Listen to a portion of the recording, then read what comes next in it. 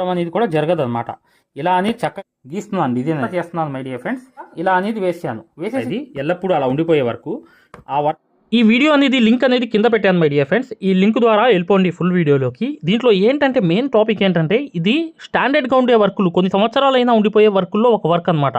అంటే చాలా కాలం ఉండిపోతుంది ఈ వర్క్ అనేది మీరు చేసుకుంటే.